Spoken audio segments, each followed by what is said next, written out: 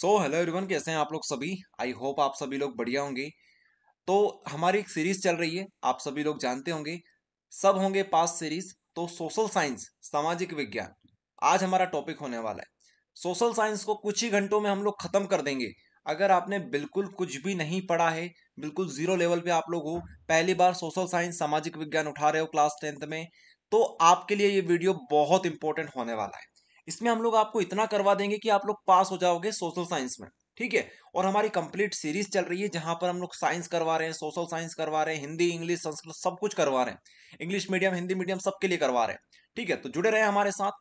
यहाँ पर हम लोग इंपॉर्टेंट क्वेश्चंस डाल रहे हैं आप लोगों के लिए, बहुत सारी इंफॉर्मेशन आपके लिए डाल रहे हैं, साथ में पूरा कोर्स चला रहे हैं जहां पर आपको पास करवा दिया जाएगा 1 से 2 दिनों में। मात्र 1 से 2 दिन लगेंगे और सारे सब्जेक्ट तैयार करवा देंगे आपके। इतनी पावर है, इतनी पावर है इस कोर्स में, क्योंकि हम लोग यहाँ पर फालतू की चीजें बिल्कुल भी डिस्कस नहीं करेंगे। हमारा टारगेट है कि वो क्वेश्चन करें जो कि आने के सबसे ज्यादा चांसेस हैं, सबसे ज्यादा। और उतना इतना इजी लैंग्वेज, इतनी इजी लैंग्वेज में आपको करवा देंगे कि आपको बिल्कुल कोई दिक्कत नहीं आएगी। आराम से सारे के सारे आंसर आपको याद करवा देंगे, ये हमारी गारंटी है। तो 3 नंबर और 4 नंबर के सबसे पहले हम लोग उठाने वाले हैं सोशल साइंस के क्वेश्चंस। तो 2023 का जो पेपर था वहां से हम लोग स्टार्ट करेंगे, क्योंकि देखो 2023 का पेपर, 2022 का पेपर, सैंपल पेपर, ये तो बहुत इंपॉर्टेंट है। इन्हीं से आपका पेपर बनने वाला है 60 to 70%। तो अगर इतना भी हमने कर लिया अच्छे से, तो हमारे 70% तो कहीं नहीं गए, आपके आ रहे हैं। ओके। और हमारे साथ जुड़े रहो आप लोग, पूरे 100% की तैयारी करवा देंगे आपको। लेकिन अभी समय हमारे पास कम है, इसलिए हम लोग पहले उन बच्चों को टारगेट कर रहे हैं जिन्होंने अभी तक बिल्कुल कुछ नहीं पढ़ा है, ठीक है, या फिर हल्का फुल्का पढ़ रखा है। तो 2023 का पेपर हम लोग सॉल्व करेंगे, उसके बाद 22 का करेंगे, फिर सैंपल पेपर करेंगे। तो देख लीजिए, 2023 में जो लास्ट क्वेश्चन था हमारा, वो था 23वां क्वेश्चन, जो कि मैप के ऊपर था। मैप, तो मैप हम लोग अलग से डिस्कस करेंगे, एक अलग से वीडियो आपके लिए बना देंगे जहां पर हम लोग सिर्फ और सिर्फ मैप डिस्कस करेंगे। ओके। सो अब लोग हम ही लोग स्टार्ट कर रहे हैं क्वेश्चन नंबर 22 से, जिसमें आपसे पूछा गया है, in which type of rock group are minerals found. ठीक है, in which type of rock group are minerals found. अब देखो आप लोग, हिंदी मीडियम इंग्लिश मीडियम दोनों के लिए हमारे पास मटेरियल उपलब्ध है। तो देखिए हिंदी में क्या बोलेंगे हम लोग, खनिज किस प्रकार के चट्टान समूह में पाए जाते हैं। ठीक है। तो हमसे क्या पूछा जा रहा है इस क्वेश्चन में, आपसे इस क्वेश्चन में ये पूछा जा रहा है कि भैया किस प्रकार के रॉक्स में, किस प्रकार के रॉक मतलब चट्टानों के ग्रुप में मिनरल्स पाए जाते हैं। तो इसका सीधा सा आंसर हो जाएगा इग्नियस, सेडिमेंट्री और मेटामॉर्फिक। ठीक है। अगर आप लोग कुछ भी याद नहीं करते हो, मात्र इनके नाम लिखकर भी आ जाते हो, तब भी आपको 1 नंबर दे दिया जाएगा। अगर ये 3 नंबर में आता है तो आपको 1 नंबर तो ऐसे ही मिल जाएगा। और अगर आपने इसके एग्जाम्पल याद कर लिए, ग्रेनाइट, लाइमस्टोन और मार्बल, तो आपको 2 नंबर मिल जाएंगे। अगर आपने अच्छे से व्यवस्थित तरीके से इसको लिख दिया, तो आपको 3 नंबर मिल जाएंगे। ठीक है। और अगर ये 4 नंबर में आता है तो 4 नंबर मिल जाएंगे। तो इग्नियस जो हो गया, ये क्या होता है भैया, made from cooled lava. Made from cooled lava. तो इस प्रकार की जो रॉक होती है वो किससे बनती है, लावा जो होता है हमारा, ज्वालामुखी से जो लावा निकलता है ना, उसको जब ठंडा हो जाता है तो उससे मिलकर ये बनता है। सेडिमेंट्री क्या होता है, made from layers of sediments. Made from layers of sediments. तो सेडिमेंट्स जो होते हैं जैसे कि सैंड हो गया, इसके अलावा मड हो गया, मड मतलब कीचड़ हो गया, ऑर्गेनिक मटेरियल जो हो गए, इनकी लेयर से मिलकर बनता है हमारा सेडिमेंट्री।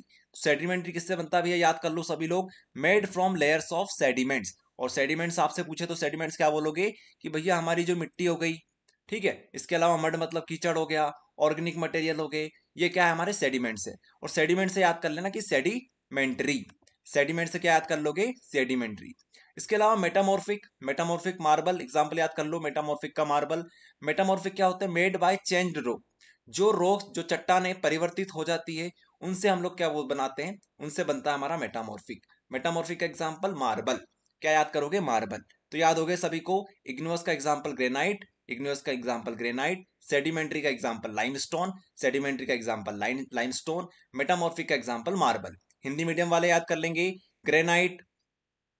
इसके अलावा यहां पर आप लोग देखेंगे तो तलछटी, यहां पर तलछट की परतों जैसे रेत, मिट्टी और कार्बनिक पदार्थ से निर्मित। ठीक है, आप लोग भी लाइमस्टोन लिख सकते हो, चूना लिख सकते हो, तो ये इसका आंसर हो जाएगा। इसके अलावा मार्बल को हिंदी में बोलते हैं संगमरमर। ओके, सो इस तरीके से आप लोग भी अपना तैयार कर लेना आंसर। ठीक है, समझा दिया आपको किस तरीके से याद करना है। बहुत ईजी आंसर है और बहुत इंपॉर्टेंट आंसर है ये। अगले क्वेश्चन पे बढ़ते हैं। 2022 के और में आया था, राइट 4 बेल्ट्स ऑफ आयरन और फाउंड इन इंडिया। तो right any 4 belts of iron और फाउंड इन इंडिया। भारत में पाई जाने वाली लौह अयस्क की 4 पेटियां लिखिए। ठीक है, तो हिंदी मीडियम वाले, इंग्लिश मीडियम वाले दोनों ध्यान रखेंगे। इस क्वेश्चन में आपसे ये बोला जा रहा है कि कहां कहां पर आयरन पाया जाता है, कहां कहां पर आयरन पाया जाता है, उस एरिया मतलब उस बेल्ट को बताइए। तो उड़ीसा झारखंड, उड़ीसा और झारखंड बेल्ट में पाया जाता है। दूसरा क्या लिखोगे, दुर्ग बस्तर और चंद्रपुर बेल्ट में पाया जाता है। फिर बेलरी, चित्रदुर्ग और चिकमंगलूर बेल्ट में पाया जाता है। महाराष्ट्र गोवा बेल्ट में पाया जाता है। याद कैसे करेंगे, उड़ीसा झारखंड, उड़ीसा झारखंड ये एक एरिया हो गया। दुर्ग बस्तर चंद्रपुर, दुर्ग बस्तर चंद्रपुर, दुर्ग बस्तर चंद्रपुर, दुर्ग बस्तर चंद्रपुर। बेलरी, चंद्रदुर्ग और चिकमंगलूर, बेलरी, चंद्रदुर्ग, चित्रदुर्ग और चिकमंगलूर, बेलरी, चित्रदुर्ग और चिकमंगलूर। उसके बाद महाराष्ट्र गोवा बेल्ट, महाराष्ट्र गोवा बेल्ट। तो इसको आप लोग थोड़ा वीडियो को पॉज कर लेना और इसको याद कर लेना। हिंदी मीडियम वाले और इंग्लिश मीडियम वाले दोनों के लिए सेम ही है, तो कोई दिक्कत नहीं आएगी। ओके, यहाँ पर चित्रदुर्ग लिखा हुआ है। ओके, अगर प्रोनाउंसिएशन में कोई प्रॉब्लम आई हो तो माफ करिएगा, लेकिन ये चित्रदुर्ग, चित्रदुर्ग लिखा हुआ है। ओके, चित्रदुर्ग। और ये चिकमंगलूर लिखा हुआ है। ओके, सो इसको आप लोग याद कर लेना। देखो बीबीसी, बीसीसी, सॉरी बीसीसी, ये बीसीसी, और ये डीसी, डीसी, ओजे, ओजे, एमजी, एमजी। इस तरीके से आप लोग ट्रिक भी बना सकते हो। आ रहा है समझ में? ओके, आगे बढ़ते हैं। Right 4 reasons for the rise of modern nationalism in India. भारत में आधुनिक राष्ट्रवाद के उदय होने के 4 कारण लिखिए। ठीक है, तो देखिए, rise of modern nationalism in India कैसे हुआ था, नए हमारे राष्ट्रवाद का उदय कैसे हुआ था, तो उसके आपको 4 पॉइंट लिखना है। बहुत इजी लैंग्वेज में लिखा है हमने।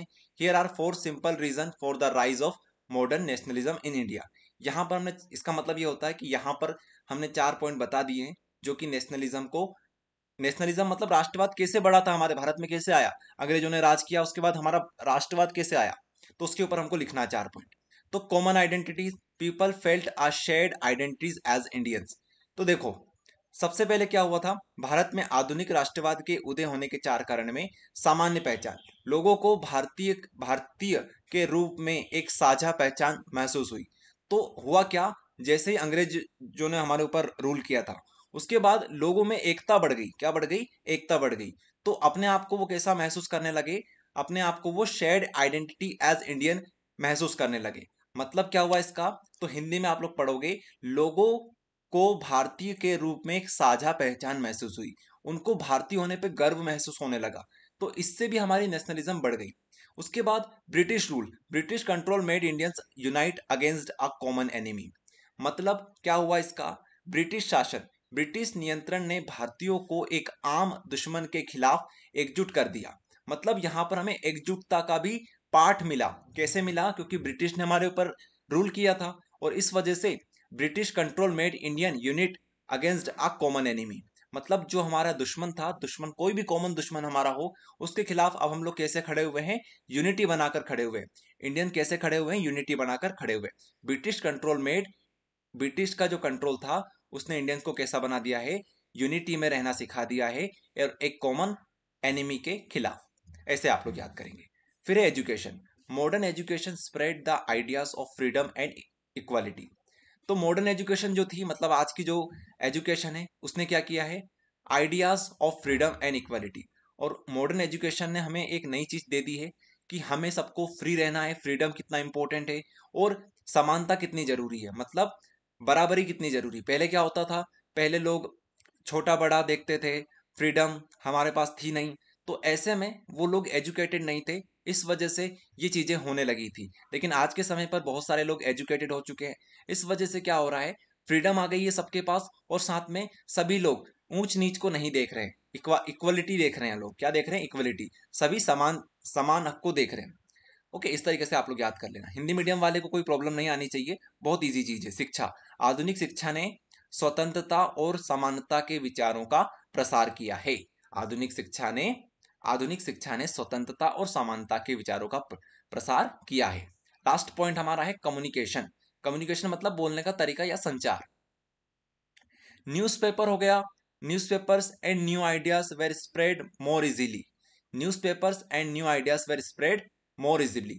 स्प्रेड मतलब क्या होता है? फैलाना, फैलना या फैलाना, कुछ भी बोल सकते हो। तो आज के समय पे क्या हुआ? Newspaper and new ideas were spread more easily. आज के समय पे न्यूज़पेपर चल गए भैया। न्यूज़पेपर आने के बाद न्यू आइडियाज बहुत जल्दी स्प्रेड हो जाते हैं। स्प्रेड हो जाना मतलब फैल जाना।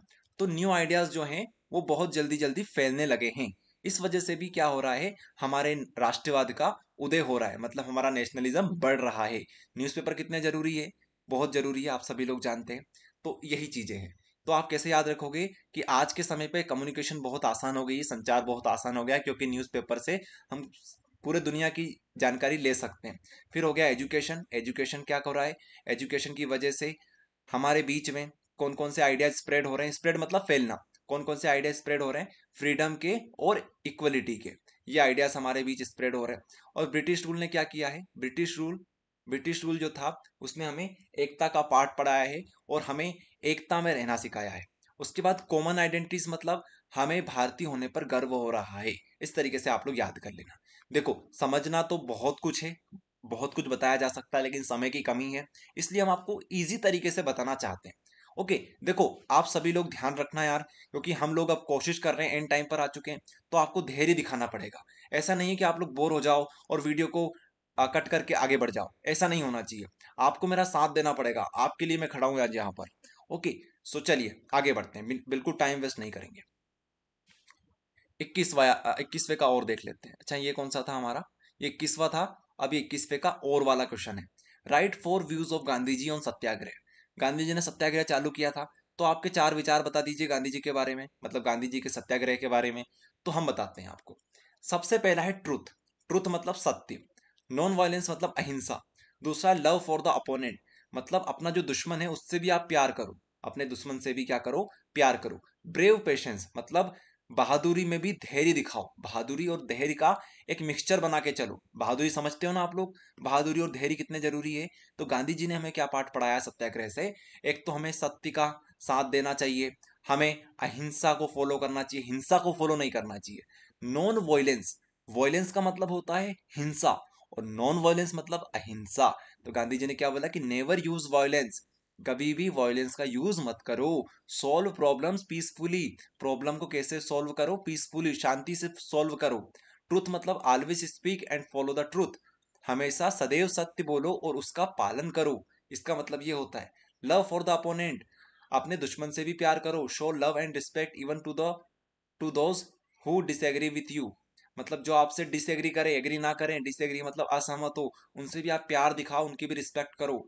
साथ में brave and patience, be strong, हमेशा स्ट्रॉन्ग बनो। पेशेंट बनो, पेशेंट मतलब वो वाला पेशेंट नहीं जो डॉक्टर के पास आते हैं पेशेंट, वो पेशेंट नहीं। पेशेंट का मतलब होता है धैर्य। ओके, तो धैर्य दिखाओ, पेशेंस दिखाओ। तो पेशेंट बनना है आपको। Even if facing difficulties for what is right, और भले ही कितनी डिफिकल्टी आ जाए, इफ फेसिंग डिफिकल्टीज मतलब अगर आप लोग डिफिकल्टी फेस कर रहे हो, तब भी आप क्या किसका साथ दो? राइट का साथ दो, जो सही है उसका साथ दो, भले ही मुसीबत ही क्यों ना आ जाए, तब भी आपका सत्य का साथ देना है। तो ब्रेव रखो, पेशेंस रखो, ये बहुत जरूरी है। तो जल्दी से बोल दो आप लोग, चार पॉइंट कौन कौन से हैं?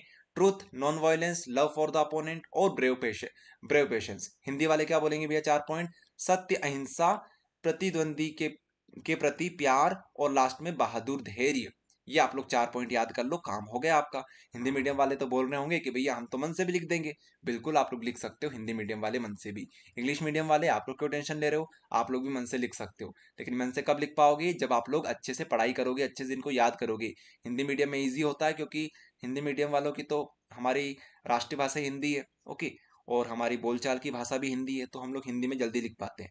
लेकिन इंग्लिश में अगर आप लोग धीरे धीरे पढ़ोगे तो आप भी मन से लिखना सीख जाओगे।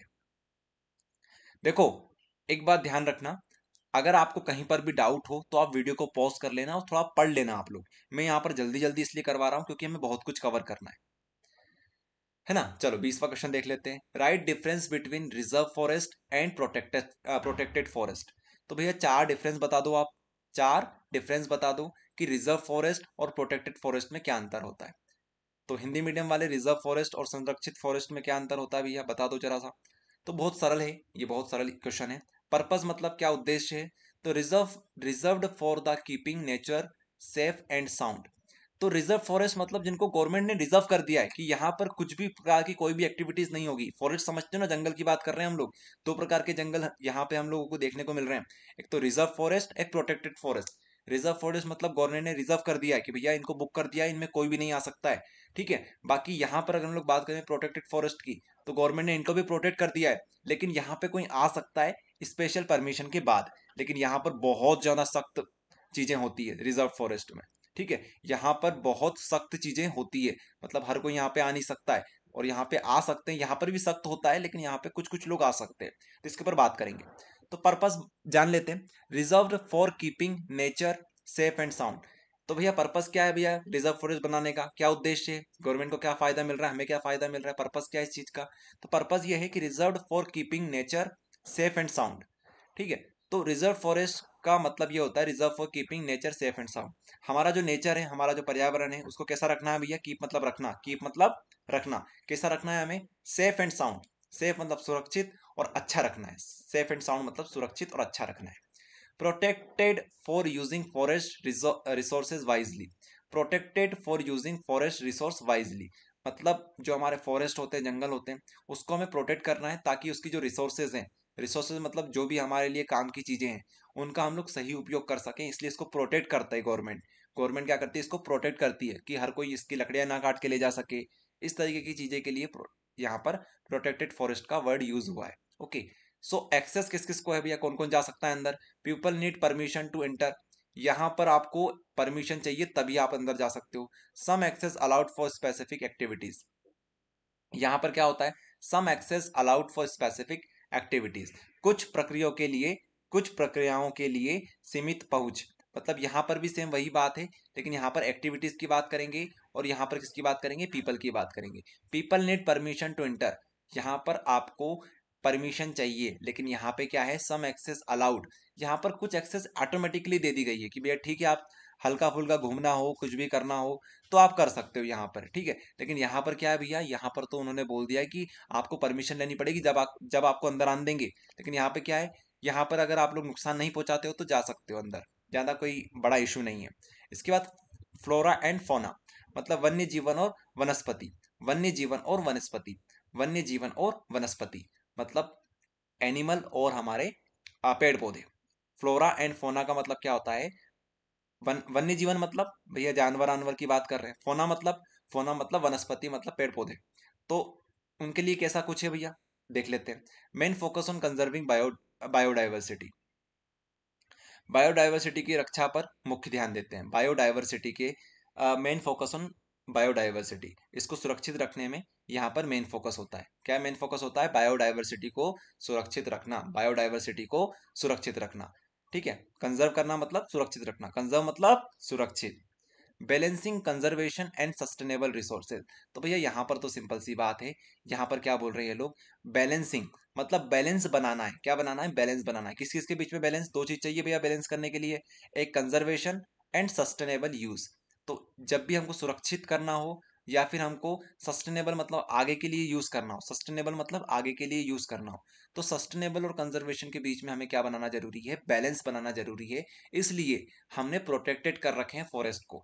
फिर से ध्यान रख लो, फिर से थोड़ा सा कंफ्यूजिंग लग रहा होगा आपको, लेकिन बहुत ईजी है चीज, कि मेन फोकस यहाँ पे किसके ऊपर होता है, ये कंजर्विंग बायोडाइवर्सिटी के ऊपर होता है। कंजर्विंग मतलब सुरक्षित करना, किसको सुरक्षित करते हैं यहाँ पर, बायोडाइवर्सिटी को सुरक्षित करते हैं। यहाँ पर किसको सुरक्षित करते हैं, यहाँ पे सुरक्षित नहीं करते, यहाँ पे बैलेंस करते हैं। क्या करते हैं, बैलेंस। किस किसका बैलेंस चाहिए भैया, दो चीज चाहिए बैलेंस करने के लिए, तो कंजर्वेशन और sustainable use, conservation and sustainable use के लिए हम लोग यहाँ पर बैलेंस करते हैं, ठीक है। कंजर्वेशन मतलब सुरक्षा करना, सस्टेनेबल मतलब आगे के लिए उसको यूज करने के लिए आगे तक की उसकी प्लानिंग करना। इस तरीके से आप लोग समझ सकते हो, ठीक है। एग्जाम्पल एंड एक्टिविटीज, तो भैया इसका एग्जाम्पल क्या हो गया, limited human activities mainly conservation oriented. मतलब यहाँ पे आप लिख देना कि भैया यहाँ पर लिमिटेड ह्यूमन एक्टिविटीज होती है। यहाँ पर क्या होती है, लिमिटेड ह्यूमन एक्टिविटीज होती है। लिमिटेड मतलब अनलिमिटेड नहीं, लिमिटेड, लिमिटेड ह्यूमन एक्टिविटीज होती है। मतलब यहाँ पर कुछ लोग को ही अंदर आने देते हैं, वही अपनी एक्टिविटी यहाँ पे कर सकते हैं। जो भी प्रक्रिया उनको करनी है वो कर सकते हैं, लेकिन कौन कर सकते हैं? लिमिटेड लोग कर सकते हैं। तो इसका उदाहरण लिख देना आप लोग। इसके अलावा यहाँ पे क्या होता है भैया, किसी को ग्रेजिंग करनी है, ग्रेजिंग मतलब घास काटना, किसी को घास काटनी हो, ठीक है, तो वो अंदर आ सकते हैं। कलेक्टिंग माइनर फॉरेस्ट प्रोडक्ट्स, या फिर कुछ छोटे मोटे फॉरेस्ट के जो माइनर प्रोडक्ट, माइनर मतलब छोटे मोटे फॉरेस्ट के प्रोडक्ट जो होते हैं, वो आप कलेक्ट कर सकते हो बिना कोई परमिशन के। इस तरीके से आप लोग याद कर लेना। कोई कठिन है क्या बताओ? नहीं है ना? एक पॉइंट आपको थोड़ा सा मुश्किल लग रहा होगा, तो अगर आप इसको छोड़ भी दोगे तब भी आपका काम हो जाएगा। 4 पॉइंट तो अच्छा नहीं होगा काम आपका, 1 2 3 4 ही पॉइंट हमने करवाए, तो आपको इसको भी करना पड़ेगा। अगर 3 नंबर में आए तो 3 नंबर में 1 2 3 लिख देना, इसको थोड़ा देख लेना। बाकी 4 नंबर में आए तो आपको इसको भी करना पड़ेगा। ओके, बाकी हमने पूरी कोशिश करी आपको थोड़ा इजी लैंग्वेज में समझाने के लिए। तो ये सब कुछ रहेगा, ठीक है। आप हिंदी में पढ़ लेना एक बार इस पॉइंट को अच्छे से एक बार, और अगर थोड़ा सा प्रॉब्लम आए आपको तो। बाकी ये रहेगा। वीडियो को पॉज करते रहना आप लोग, नहीं तो पता चले बस हमारे साथ साथ देखते रहो। वीडियो को पॉज कर लेना जहां पर दिक्कत आए वहां पर। ओके, ये आपका अधिकार है। फिर आगे देखते हैं 20वां का और वाला, right types and distribution of forest found in India. भारत में पाए जाने वाले वनों के प्रकार और वितरण लिखिए। मतलब क्या हुआ? बहुत सरल है, पता है। मैं आपसे बोल सकता हूँ कि ये क्वेश्चन आप लोग मन से भी लिख सकते हो। मन से मतलब अभी जो आपने पढ़ा ना उसका ही, उसी को देख के यहाँ पे लिखना है। भारत में पाए जाने वाले वन। भारत में कौन कौन से वन पाए जाते हैं भैया? कौन कौन से जंगल होते हैं? तो क्या क्या लिखोगे कि भैया 3 प्रकार के जंगल होते हैं। एक रिजर्व फॉरेस्ट, एक प्रोटेक्टेड फॉरेस्ट, और लास्ट में अनक्लासिफाइड फॉरेस्ट। एक होता है रिजर्व फॉरेस्ट जो भी हमने पढ़ा, जहां पर बहुत कम लोगों को आने दिया जाता है। प्रोटेक्टेड फॉरेस्ट मतलब जहां पर कुछ लोगों को आने दिया जाता है, मतलब यहाँ पर तो आ सकते हो आप लोग, घास घास काटने के लिए आ सकते हो। घास काटना मत बोलो, इंग्लिश मीडियम वाले क्या बोलेंगे भैया? ग्रेजिंग करने आ सकते हो। या फिर कुछ छोटा मोटा माइनर फॉरेस्ट का जो प्रोडक्ट है वो आप लोग लेके जा सकते हो। तो आप लोग इसमें भर भर के लिख देना। अभी आपने 4 पॉइंट याद किए तो लिख देना यहाँ पे, कोई दिक्कत है क्या? ठीक है। इसके बाद अनक्लासिफाइड फॉरेस्ट। अनक्लासिफाइड फॉरेस्ट एक नया टॉपिक, नया पॉइंट है, लेकिन 3 प्रकार के फॉरेस्ट होते हैं। कौन कौन से? रिजर्व्ड, प्रोटेक्टेड और अनक्लासिफाइड। आया समझ में? तो अनक्लासिफाइड समझा देते हैं। प्रेजेंट इन वेरियस एरियाज, जो हमारे आसपास का जो जंगल है ना, जहां पर गवर्नमेंट बिल्कुल ध्यान नहीं देती है, बस पड़ा हुआ है, तो उसको बोलते हैं unclassified forest. Presenting in various areas, लेकिन स्पेसिफिक कंजर्वेशन डिजिग्नेशन। मतलब क्या हुआ इसका? इसका मतलब ये हुआ कि प्रेजेंट इन वेरियस एरिया, मतलब ये अलग अलग एरियाज में प्रेजेंट होता है। अलग अलग एरियाज मतलब ज्यादातर तो हमारे पास अनक्लासिफाइड फॉरेस्ट ही है। हमारे आसपास जो भी है वो क्या है? अनक्लासिफाइड है। लेकिन, लेकिन मतलब लेक करना मतलब, लेक करना मतलब किसी चीज की कमी, लेक करना मतलब कमी। किस चीज की कमी है भैया? Specific conservation. कंजर्वेशन मतलब याद कर लो, 3 4 बार आ चुका है। कंजर्वेशन मतलब सुरक्षा करना, संरक्षण करना। तो यहाँ पर भैया किसकी कमी है? सुरक्षा की कमी है, स्पेसिफिक सुरक्षा की कमी है। ठीक है। क्यों सुरक्षा की कमी है? क्योंकि भैया इनके ऊपर गवर्नमेंट इतना ध्यान नहीं देती है। तो आप इतना लिख देना, आगे डिजिग्नेशन को छोड़ देना। आई बात समझ में? इतना पढ़ लोगे इतना ही काफी है। हिंदी मीडियम वाले कैसे याद रखेंगे? आरक्षित वन, संरक्षण, संरक्षित वन और अवर्गीकृत वन। ऐसे आप लोग याद कर लो। बहुत सिंपल है, हिंदी मीडियम वाले को भी समझ में आ रहा होगा, इंग्लिश मीडियम वाले को भी समझ में आ रहा होगा। हम लोग दोनों भाषा में समझा रहे हैं। चलिए आगे बढ़ते हैं 19वें क्वेश्चन के ऊपर। ठीक है, तो आप लोग थोड़ा सा रेस्ट ले सकते हो, लेना हो तो थोड़ा सा हम भी थोड़ा रेस्ट ले लेते हैं, 1 सेकंड का, 2 सेकंड का, 3 सेकंड का। चलिए 19वां क्वेश्चन क्या बोलता है? Write the impact of globalisation in India. भारत में वैश्वीकरण के प्रभाव लिखिए। अच्छा, वैश्वीकरण या फिर ग्लोबलाइजेशन से क्या समझते हो आप लोग? ग्लोबलाइजेशन का मतलब होता है हमारा रिश्ता किसके साथ हो जाए? हमारा रिश्ता पूरी दुनिया के साथ हो जाए। मतलब क्या हुआ इसका? गलत डायरेक्शन में मत सोचना। ग्लोबलाइजेशन का मतलब होता है पूरा जो विश्व है, हमारी बात कर रहे हैं मतलब हम भारत की बात कर रहे हैं। भारत का रिश्ता जब विदेशों से होने लगेगा, विदेशियों से बातचीत होगी, तो उससे क्या क्या फायदे होंगे, क्या क्या इंपैक्ट पड़ेगा, वो हमको लिखना है। ठीक है। अब देखना बच्चों, आप लोग सभी 3 फायदे हमको बताना है। 3 फायदे नुकसान जो भी है, 3 आपको इंपैक्ट बताना है, क्या क्या असर पड़ेगा भैया भारत के ऊपर। आ रहा है समझ में? ग्लोबलाइजेशन का मतलब वैश्वीकरण।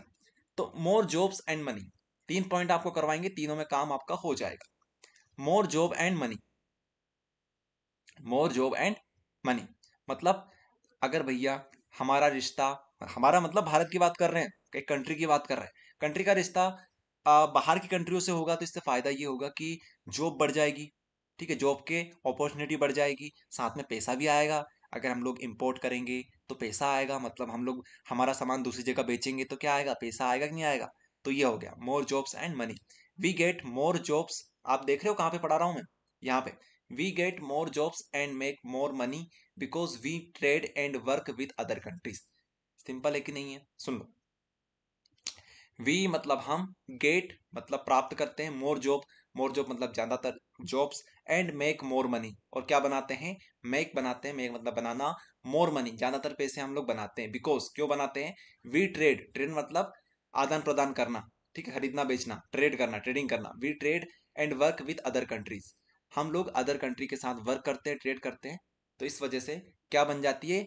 Gate more jobs and get more money. इस तरीके से आप लोग याद कर लेना। Different way of living. अच्छा ये क्या चीज है भैया? We learn about how people live in other country from movies, TV, stuff we buy. मतलब होता क्या है, अगर हमारा रिश्ता दूसरे देशों से बनेगा तो हम लोग उनके रहन सहन को सीखेंगे, उनके रहन सहन से सीखेंगे या फिर उनको सीखेंगे, उनको जानेंगे। तो ये चीजों का फायदा हमको हो सकता है जब हम लोग ग्लोबलाइजेशन की बात करते हैं। आई बात समझ में? अच्छा, टीवी हो गई, मूवीज हो गई, इनसे भी हमारा रिश्ता बनता है, ग्लोबलाइजेशन इसमें भी आता है। ऐसा नहीं है कि भैया मोदी जी जाएंगे बाहर जब हमारा रिश्ता बनेगा, ऐसा नहीं है। आप लोग देखते होंगे टीवी वगैरह पर, तो इनसे भी रिश्ता हमारा मजबूत होता है। जैसे जापान हो गया, ठीक है, बहुत सारे कार्टून वहां से चलते हैं, तो ऑटोमेटिक रिश्ता बना हुआ है जापान से इंडियंस का, ठीक है। डोरेमोन हो गया, इसके अलावा बहुत सारे ऐसे शोज होते हैं जो कि जापान से कनेक्टेड है। तो आप लोग समझ गए होंगे। टाइम वेस्ट नहीं करेंगे, टाइम हमारे पास पहले ही कम है, लेकिन आपको एक हिंट देनी थी, समझ गए होंगे। Some people still struggle. अब भैया बहुत सारे अच्छे काम हो गए, कुछ बुरे काम तो बताओ कि ग्लोबलाइजेशन से प्रभाव गलत क्या पड़ता है। तो देखो यार, अपने जो गाँव के लोग हैं, ठीक है, जो थोड़े से कम पढ़े लिखे हैं उनकी बात कर रहे हैं, तो वो अभी भी इन चीजों से अनअवेयर है, इन फैक्टर से अभी भी अनअवेयर है। अनअवेयर मतलब उनसे अभी भी परिचित नहीं है, उनके ऊपर उनको जानकारी नहीं है कि ऐसा ऐसा भी हो रहा है, तो वो बेचारे पीछे रह जाएंगे। तो ये क्या हो जाएगा, इसका नुकसान हो जाएगा ग्लोबलाइजेशन का, ठीक है। उन पे ज्यादा ध्यान गवर्नमेंट दे नहीं पाएगी, ऐसा भी आप लोग हल्का फुल्का सोच सकते हो। Some people still struggle. Some people मतलब कुछ लोग, स्टिल मतलब अभी तक स्ट्रगल कर रहे हैं, कुछ लोग अभी तक स्ट्रगल कर रहे हैं, अभी भी स्ट्रगल कर रहे हैं, ऐसा समझ लो आप। बट सम फोक्स मतलब कुछ लोग in towns and village may not get the same good things as people in big cities. तो अभी भी क्या हो रहा है, बहुत सारे फोक्स, FOLKS फोक्स, ये देखो, फोक्स, फोक्स लिख दो या फिर पीपल लिख दो, आप तो पीपल लिख देना क्योंकि दोनों का मतलब एक ही होता है। But some people in town and villages may not get the same good things as people in big cities. तो अभी भी क्या हो रहा है कि जो छोटे मोटे टाउन के लोग हैं उनको वो राइट्स नहीं मिल पा रहे हैं, उनको वो चीजें नहीं मिल पा रही जो कि बड़े सिटी के लोगों को मिलती है। आई बात समझ में? हिंदी मीडियम इंग्लिश मीडियम वाले सभी लोग पढ़ लेना इसको, वीडियो को पॉज कर लेना, आप लोग देख लेना, हिंदी मीडियम वाले समझ रहे होंगे, ठीक है, बहुत ईजी चीज है ये। अच्छा नेक्स्ट क्वेश्चन पर बढ़े। अगला क्वेश्चन है, right three function of reserve Bank of India, RBI। RBI तो बहुत सरल है यार, आरबीआई के तीन फंक्शन लिख दो। हमने तो चार बता दिए, लेकिन आप तीन ही बता दो। देखो परीक्षा में चार भी आ सकते हैं, लेकिन अभी आप लोग तीन याद कर लो, फिर आप लोग चौथा भी याद कर लेना अगर याद हो जाए तो। आरबीआई क्या करता है? RBI control the money in India, RBI control the money in India, RBI protect the money in India. RBI मतलब Reserve Bank of India. Reserve Bank सबका बाप है, सभी बैंक का बाप कौन है? आरबीआई है। आई बात समझ में? आरबीआई सभी को कंट्रोल करता है, सारे बैंक को कौन कंट्रोल करता है? आरबीआई। पैसों को कौन कंट्रोल करता है? आरबीआई। पैसों की रक्षा कौन करता है? आरबीआई। प्रोटेक्ट कौन करता है? RBI. RBI is the bank of bank, RBI bank का बैंक है, मतलब बैंकों का बैंक है। All bank have account with RBI, सारी बैंक का अकाउंट किससे कनेक्टेड है? आरबीआई के साथ सभी बैंक का अकाउंट कनेक्टेड है। उसके बाद आरबीआई हेल्प्स बैंक इन डिफिकल्ट टाइम, आरबीआई भैया बहुत सारे बैंकों की मदद करता है डिफिकल्ट टाइम में, कठिन परिस्थितियों में उनकी मदद करता है। हिंदी मीडियम वाले देख लो जरा फोर्थ पॉइंट, आरबीआई मुश्किल वक्त में बैंकों की मदद करता है। तो देखो इंग्लिश मीडियम वाले, हिंदी मीडियम वाले, कोई भी हो, आप लोग सभी ध्यान रखो। आप लोग यहाँ पर हिंदी में देख लिया करना, हिंदी मीडियम वाले हिंदी में, बाकी इंग्लिश मीडियम वाले भी हिंदी में देख लेना। आई बात समझ में? तो ये चीज रहेगी। और आप हिंदी मीडियम वाले तो मन से भी लिख सकते हैं, कोई बड़ी बात नहीं है। इंग्लिश मीडियम वाले थोड़ा सा पढ़ लेना, उसके बाद मन से लिखना। 18वां क्वेश्चन देखें, 18वें का और वाला, right three features of federal system, Bharat की संघीय व्यवस्था के बारे में तीन पॉइंट लिखिए। फेडरल सिस्टम से आप क्या समझते हैं? आप फेडरल सिस्टम से थोड़ा सा ऐसा समझ लो कि यहाँ पर बात हो रही है भारत भारत की व्यवस्था के ऊपर, भारत की संघीय व्यवस्था, भारत की जो व्यवस्था है ना इस टाइम पर, कि भैया पावर डिवाइडेड हो रखी है हमारी, कि भैया जो मोदी जी उनके पास ज्यादा पावर है, सीएम है उनके पास थोड़ी सी कम पावर है, विधायक के पास उससे कम पावर है, ऐसी ऐसी चीजें हो रही है। इसके अलावा कानून है, ये भी फेडरल के अंदर आता है, मतलब भारत की व्यवस्था के अंदर आता है। इसके अलावा जज जो हैं उनके ऊपर कोई कंट्रोल नहीं कर सकता है, जज अपना इंडिपेंडेंट है, उनको कोई कंट्रोल नहीं करता जज उनको। ऐसी चीजें सब कुछ इसके अंदर आती है, फेडरल सिस्टम के अंदर आती है। तो 3 पॉइंट कौन से याद रखेंगे? Division of power, written constitution, independent judiciary. क्या मतलब हुआ इसका? Division of power, division of power मतलब क्या हो रखा है अभी? पावर का डिवीजन हो रखा है। मतलब in federal system power are divided between a central government and regional government. मतलब क्या हुआ इसका? इसका मतलब ये हुआ कि भैया हमारी जो पावर है, देश की जो पावर है, वो दो हिस्सों में टूटी हुई है या फिर डिवाइडेड है। कौन कौन सी? सेंट्रल गवर्नमेंट, मतलब जो दिल्ली, हम लोग जैसे एग्जांपल ले लेते हैं इंडिया का, तो दिल्ली जो है, दिल्ली हमारा सेंटर है। सेंटर कैसे? मतलब सेंट्रल गवर्नमेंट वहीं बैठी हुई है। ओके, तो इस वजह से दिल्ली हमारा सेंट्रल गवर्नमेंट के अंडर आता है। तो जो दिल्ली में बैठे हुए हैं वो पूरे इंडिया को कवर कर रहे हैं, पूरे इंडिया को कंट्रोल कर रहे हैं। इसके अलावा जो रीजन है, रीजनल से रीजनल मतलब कि जो हमारी स्टेट गवर्नमेंट है, स्टेट मतलब राज्य सरकार है, राज्य सरकार के पास थोड़ी सी कम पावर है। ठीक है, तो इस तरीके से हमारा इतना ब्यूटीफुली डिवाइड करा है हमारे सिस्टम को कि सभी के पास अपनी अपनी पावर्स हैं। ओके, सो ये रहेगा। इसके अलावा राइट कॉन्स्टिट्यूशन, रिटन कॉन्स्टिट्यूशन, लिखित संविधान भी हमारा है। और हमारा जो संविधान है सबसे बेस्ट संविधान है पूरे दुनिया का। The constitution act as a supreme law that both level must follow. तो कॉन्स्टिट्यूशन से बढ़ के, संविधान से बढ़ के कुछ भी नहीं है, संविधान से बढ़कर कुछ भी नहीं है। संविधान में लिखा है कि भैया इस काम को करने से इतने साल की सजा होगी तो होगी, उससे बड़ा कोई भी नहीं है। कोई भी हो, चाहे प्रधानमंत्री क्यों ना हो, उसके लिए भी सजा बराबर है। आई बात समझ में? ऐसा आप लोग समझ सकते हो। वैसे कुछ ना कुछ उनके लिए अलग से होता है, बट जो सजा उनको मिलनी चाहिए मिलती है, अगर वो दोषी पाए जाते हैं तो। ये चीजें हमारे किस में लिखी हुई है? संविधान में लिखी हुई है। तो हमारा जो संविधान है वो सभी के लिए बराबर है। और उनको, हमको सबको क्या करना चाहिए? इसको फॉलो करना चाहिए, मस्ट फॉलो। मस्ट मतलब किसी भी हाल में हमें फॉलो करना चाहिए। इंडिपेंडेंट जुडिशरी, अब जो जुडिशरी मतलब न्यायपालिका है, जज जो हैं, जज के ऊपर कोई कंट्रोल नहीं है, उनके ऊपर किसी भी सेंट्रल गवर्नमेंट का कंट्रोल नहीं है। वे अपने आप में इंडिपेंडेंट है। कैसी है? आजाद है। इंडिपेंडेंट मतलब आजाद है। आई बात समझ में? That make sure constitution must follow in all cases. और ये क्या करती है? ये हमेशा ध्यान रखती है कि हमारा जो संविधान है वो हर बार फॉलो होना चाहिए, सभी लोग उसका फॉलो करें। ऐसा यहाँ पर लिखा गया है। हिंदी मीडियम वाले, शक्तियों का विभाजन, लिखित संविधान और स्वतंत्र न्यायपालिका, ये 3 पॉइंट है हमारे। सभी लोग वीडियो को पॉज कर लेना, एक बार थोड़ा पढ़ लेना अपने हिसाब से, ठीक है, ताकि आपको आइडिया हो जाएगा। हम आगे बढ़ रहे हैं। तो इस तरीके से हमने 2023 के जो 3 नंबर और 4 नंबर के क्वेश्चन थे वो सारे खत्म कर दिए। अब बात कर लेते हैं 2022 की। ठीक है, 2022 के पेपर की।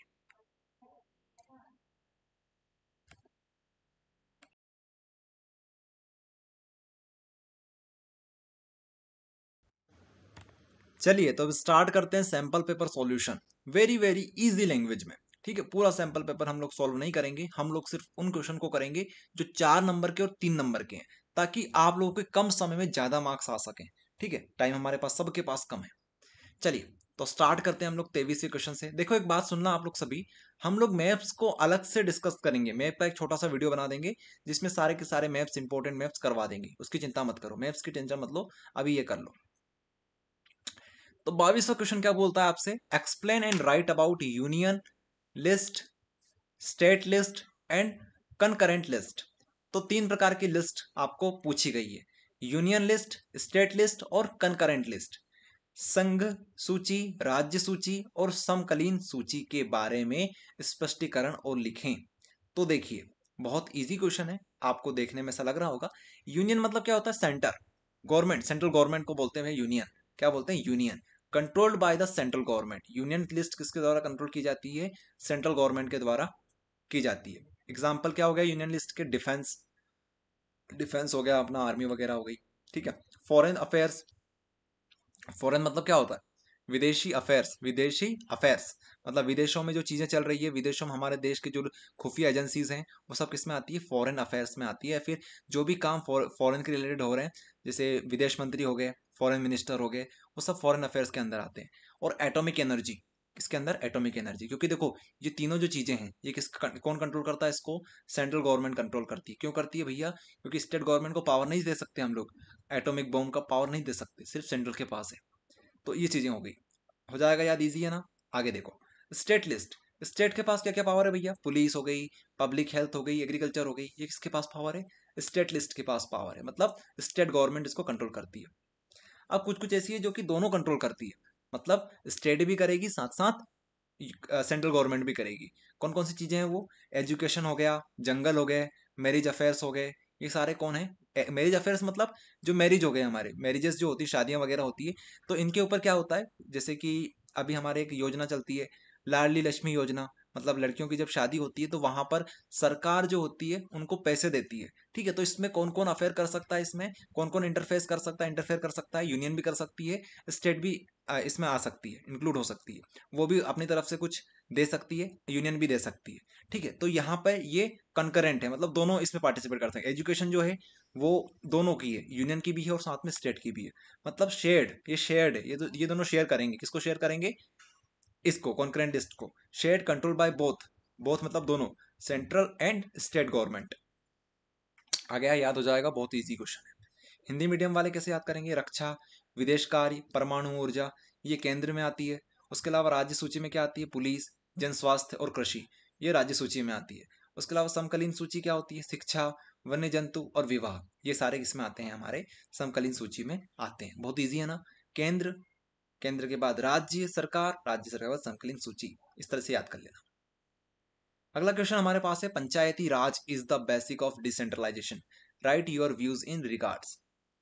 Decentralization of power, local governance, development at the grassroots, empowering rural community, efficient resource utilization। विकेंद्रीकरण का आधार पंचायती राज है, इस संबंध में आपने विचार कीजिए। शक्ति का विकेंद्रीकरण मतलब, आपको समझा देते हैं एक बार अच्छे से। देखिए, डिसेंट्रलाइजेशन ऑफ पावर, आपको पंचायती राज के बारे में यहाँ पर लिखना है थोड़ा सा। देखो, पहले आप पंचायती राज समझ लो क्या होता है सिस्टम। यहाँ पर बड़ी बड़ी चीजों के ऊपर काम नहीं होता है, यहाँ पे छोटी चीजों के ऊपर काम होता है, मतलब लोकल लेवल पे काम होता है, लोकल विलेजेस के ऊपर काम होता है पंचायती राज में। Panchayati Raj empowers local villages for decision making on local issues. तो पंचायती राज जो होता है भैया, वो किसके ऊपर काम करता है, ये काम करता है लोकल विलेज के ऊपर, विलेजेस के ऊपर होता है, ताकि वहाँ पे डिसीजन मेकिंग मतलब वहाँ पर जो निर्णय है वो जल्दी से लिए जा सकें। और साथ में लोकल जो इश्यूज हैं, मतलब आसपास के जो इश्यूज हो रहे हैं, गाँव में जो इश्यूज हो रहे हैं, कुछ भी प्रॉब्लम्स आ रही है, उनको जल्दी से जल्दी सॉल्व किया जा सके। ये कौन काम करता है, पंचायती राज काम करता है इसके ऊपर। ठीक है, तो इम्पावर करना मतलब सॉल्व करना एक तरीके से, इम्पावर करना मतलब एक तरीके से सॉल्व करना। कौन से इश्यूज को सॉल्व करती है भैया, लोकल इश्यूज को सॉल्व करती है, लोकल विलेज इश्यूज को सॉल्व करती है। Local governance, establish self governance through elected representatives, promoting grass root participation. Local governance, इसका मतलब यहाँ पर इस तरीके से समझ सकते हो आप लोग, कि यहाँ पर गवर्नमेंट जो हमारे पीपल होते हैं गांव के, वही वही लोग क्या कर सकते हैं, वही अपना रिप्रेजेंटेटिव्स मतलब जो अपना लीडर है उसको चुन सकते हैं। वहां पर भी चुनाव होते हैं, जैसे हमारे ऊपर लेवल पे चुनाव होते हैं ना, उसी तरीके से गांव में भी चुनाव होते हैं। तब जाके क्या, कौन सिलेक्ट होता है, एक पार्टिसिपेट, मतलब जितने भी लोग पार्टिसिपेट करते हैं उसमें से एक कैंडिडेट निकल के आता है, वो क्या बनता है, रिप्रेजेंटेटिव बनता है। ठीक है, इस तरीके से आप लोग समझ सकते हो। इसके बाद है development at the grass root, मतलब ग्रास रूट मतलब समझ लो, ग्रास रूट मतलब क्या होता है, ग्रास मतलब घास, रूट मतलब जड़, तो घास की जो जड़ होती है वहां तक डेवलपमेंट कर देते हैं। इसका मतलब ये होगा कि बहुत बारीक जगह पर भी डेवलपमेंट होता है, तो इसलिए पंचायती राज का काम बहुत जरूरी है। नहीं तो पता चले कि अगर पंचायती राज नहीं होगा, सिर्फ और सिर्फ गवर्नमेंट कंट्रोल करेगी, तो गवर्नमेंट ध्यान नहीं दे पाएगी गांव के ऊपर, तो छोटे छोटे इश्यूज के ऊपर ध्यान नहीं दे पाएगी। इसलिए पंचायती राज भी बहुत जरूरी है। Development at the grass root, मतलब घास की जो जड़ होती है, इस तरीके से आप लोग समझ सकते हो। ग्रास रूट मतलब होता है जो घास होता है उसकी जो जड़ होती है, वहां तक चीजें क्लियर कर देती है। कौन कर देती है, हमारी पंचायती राज कर देती है। इस तरीके समझने के लिए बता रहे हैं आपको, बाकी ये सिर्फ एक मुहावरा टाइप है। बाकी जो इंपॉर्टेंट वो ये है कि enable targeted development for specific village और कम्युनिटी नीड्स, मतलब ये क्या कर देती है, इनेबल कर देती है, किस चीज को इनेबल कर देती है, डेवलपमेंट फॉर स्पेसिफिक विलेज और कम्युनिटी नीड्स, वहां पर भी ये इंपावर कर देती है, इनेबल कर देती है। Empowering rural community, provide a platform for active participation in decision making and development. तो यहाँ पर क्या होता है, ये क्या करती है, रूरल मतलब होता है गांव से ग्रामीण एरिया, रूरल मतलब होता है ग्रामीण एरिया। तो ग्रामीण एरिया की जो कम्युनिटी है, जो लोग हैं, उनको क्या करती है, ये पार्टिसिपेट करने के लिए, मतलब पार्टी वो गांव के जो लोग हैं वो भी पंचायती राज में पार्टिसिपेट कर सकते हैं। कभी कभी क्या होता है, मुद्दे उठते हैं, तो मुद्दों में ऐसा नहीं होता कि गवर्नमेंट जो पंचायत वाले हैं, पंचायत जो है वही हमेशा निर्णय लेती है, कभी कभी लोगों की भी सुननी पड़ती है। ठीक है, तो ये क्या करती है, ये प्रोवाइड अ प्लेटफॉर्म, एक ऐसा प्लेटफॉर्म बना देती है, मतलब कहीं पर भी जहां पर एक सभा होती है, मीटिंग होती है, वहां पर क्या होता है, active participation in decision making. तो मतलब पार्टिसिपेशन कर सकते हैं, कोई भी इसमें पार्टिसिपेट कर सकता है in decision making. Decision making बार बार वर्ड आ रहा है, डिसीजन मेकिंग का मतलब होता है कि डिसाइड करने में, डिसीजन लेने में, डिसीजन बनाने में, डिसीजन मेकिंग में और डेवलपमेंट में बाकी लोग भी पार्टिसिपेट कर सकते हैं, लेकिन कुछ स्पेसिफिक टारगेट पर ही होता है ये। उसके बाद लास्ट है एफिशिएंट रिसोर्स यूटिलाइजेशन। देखो, पंचायती राज जो होता है वो क्या करता है, इफिशियंट रिसोर्स यूटिलाइजेशन करता है। इफिशियंट मतलब बहुत अच्छे से, रिसोर्सेज मतलब जो हमारे काम की चीजें होती है उनको अच्छे से यूटिलाइज कर देता है, अच्छे से व्यवस्थित जमा देता है, एक तरीके से आप लोग ऐसा समझ सकते हो। तो अच्छे से जमाने, अच्छे से मैनेज करने का मतलब क्या होता है कि भैया जो चीजें जहां पर जरूरी जरूरी है वहीं पर काम होता है। क्योंकि ग्रामीण जो लोग होता है, गाँव जो होता है वो बहुत छोटा एरिया होता है, तो वहां पर जो पंचायती राज होता है वो सबको जानता है कि कौन अच्छा है कौन बुरा है, किसको जरूरत है किसको जरूरत नहीं है। तो इस तरीके से इफिशियंट रिसोर्सेज का मैनेजमेंट होता है। रिसोर्सेज जो होती है उनके पास जो भी सामग्री आती है ऊपर से, तो वो अच्छे से मैनेज हो जाती है। आई बात समझ में, आप लोग पढ़ लेना। तो हिंदी में भी आप लोग देख सकते हैं, शक्ति का विकेंद्रीकरण, स्थानीय शासन, जमीन स्तर पर विकास, ग्रामीण समुदायों को सशक्त बनाना, कुशल संसाधन उपयोग। ठीक है, ये आप लोग फिर पढ़ लेना। इंग्लिश मीडियम वाले भी हिंदी में पढ़ लेना। ऐसा मत सोचना कि हम इंग्लिश मीडियम वाले तो हिंदी में नहीं पढ़ेंगे। आपको बहुत ज़्यादा हेल्प मिल जाएगी जब आप हिंदी में पढ़ेंगे, तो आपको चीज़ें क्लियर होने लगेगी। अगला क्वेश्चन देखिए, why did various social group join civil disobedience movement? Why did various social group join civil disobedience movement, explain in write. इसको हिंदी में समझ लो पहले। विभिन्न सामाजिक समूहों ने नागरिक असहमति आंदोलन में क्यों शामिल हुए? तो आप लोग देखेंगे यहाँ पर कुछ पॉइंट्स हैं। Protesting unfair laws, demanding freedom, following Gandhi ji leadership, unity against injustice. तो क्वेश्चन आपसे ये पूछा जा रहा था यहाँ पर, why did various social groups, अलग अलग प्रकार के जो ग्रुप हम बने हुए थे। सोशल ग्रुप मतलब कि उस टाइम पर जब जो हमारे गांधी जी थे, उस टाइम पर जब अंग्रेज हमारे ऊपर राज करते थे, उस टाइम पर एक गांधी जी ने नियम चलाया था, एक एक्ट चलाया था, एक मूवमेंट चलाया था जिसका नाम था civil disobedience movement. Civil disobedience movement, civil disobedience movement Hindi में क्या बोलते हैं भैया, सुन लो एक बार और। असहमति आंदोलन, असहमति आंदोलन मतलब हम क्या करेंगे, इसमें सहमत नहीं होंगे। किससे सहमत नहीं होंगे? अंग्रेजों से सहमत नहीं होंगे, उनकी हर बात को मानेंगे नहीं। इस प्रकार से एक नियम चलाया था। कौन ने चलाया था? गांधी जी ने चलाया था। तो क्वेश्चन आपसे ये पूछा जा रहा है कि वाई डिड, क्यों वेरियस ग्रुप, अलग अलग समुदाय के जो लोग होते, जैसे हिंदू, मुस्लिम, सिख, ईसाई, सभी ने गांधी जी को सपोर्ट क्यों किया, मतलब सिविल डिसोबीडेंस मूवमेंट को सपोर्ट क्यों किया? तो इसके कारण ये थे भैया, सभी परेशान थे यार, अंग्रेजों से सभी परेशान थे। Protesting unfair laws, people joined to say no to law they thought were unfair and wrong. तो लोग क्या सोच रहे थे? लोग सभी क्या कह रहे थे? नो कह रहे थे। किसको नो कह रहे थे? लॉज, नियम जो बने हुए थे उनको नो कह रहे थे। क्यों कह रहे थे? क्योंकि वो अनफेयर थे यार, अनफेयर थे, अनफेयर थे। अनफेयर मतलब अच्छे नहीं थे, वो लीगल नहीं थे, एक तरीके से वो लोगों के लिए काम के नहीं थे। ठीक है, इस तरीके से आप लोग समझ सकते हो। इसलिए वो उनसे जो नियम थे अंग्रेजों के, उनसे वो सेटिस्फाई नहीं थे, इसलिए वो नो कह रहे थे। किसको नो कह रहे थे?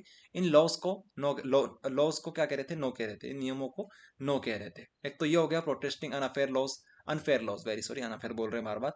अनफेयर लॉज को बार बार वो क्या कर रहे थे? प्रोटेस्ट कर रहे थे। डिमांडिंग फ्रीडम, वो क्या डिमांड कर रहे थे भैया? आजादी, हमको चाहिए आजादी। हाँ, इस तरीके से। Many wanted many wanted India to be free from British rule, बहुत सारे लोग क्या चाह रहे थे कि इंडिया फ्री हो जाए, किससे? ब्रिटिश रूल से। And the movement was a way to show their strong desire for independence, और सभी की दिली इच्छा थी, डेस्परेट हो रहे थे सभी लोग, बहुत ज़्यादा उनकी दिली इच्छा थी, डिज़ायर थी, आकांक्षाएं थी। क्या थी उनकी आशाएं? क्या थी? कि हमारा देश क्या हो जाए? इंडिपेंडेंट हो जाए। तो इसीलिए सभी लोग क्या चाह रहे थे कि हम किसको सपोर्ट करेंगे? सिविल डिसोबीडेंस मूवमेंट को सपोर्ट करेंगे। उसके बाद फॉलोइंग गांधी जी लीडरशिप, भैया गांधी जी को सभी लोग मानते थे। गांधी जी क्योंकि शांति के प्रतीक माने जाते थे उस टाइम पर, और आज भी हम लोग जानते हैं गांधी जी शांति के प्रतीक माने जाते हैं। ठीक है, तो इसीलिए गांधी जी की लीडरशिप को सभी लोग फॉलो करते थे, इस वजह से भी सभी लोग इस नियम को सपोर्ट कर रहे थे। आ रहा है समझ में सभी को? उसके बाद यूनिटी अगेंस्ट इनजस्टिस, सभी लोग यूनिटी बना रखे थे, सभी ने यूनिटी बना ली थी। क्यों यूनिटी बना ली थी? क्योंकि वहां पे क्या हो रहा था, इनजस्टिस हो रहा था। जस्टिस मतलब होता है न्याय, और इनजस्टिस मतलब अन्याय। अन्याय के खिलाफ, अगेंस्ट मतलब खिलाफ, यूनिटी मतलब एकता, अन्याय के खिलाफ एकता बना रखी थी लोगों ने। इस वजह से भी क्या हो रहा था, सभी लोग गांधी जी को मतलब सिविल डिसोबीडेंस मूवमेंट को सपोर्ट कर रहे थे। हिंदी मीडियम में समझ लीजिए। अन्यायपूर्ण कानूनों का प्रतिष्ठान, स्वतंत्रता की मांग, गांधी जी के नेतृत्व का अनुसरण, अन्याय के खिलाफ एकता। अगला क्वेश्चन देखते हैं। Write your views on how cultural processes helped in creating a sense of collective belong in India. 21वें का और वाला है, ठीक है। आप लोग समझ जाना यार, कभी कभी हम 21वां बोलते हैं और वाला लिखा हो तो आप लोग समझदार है, सभी समझ जाते हैं।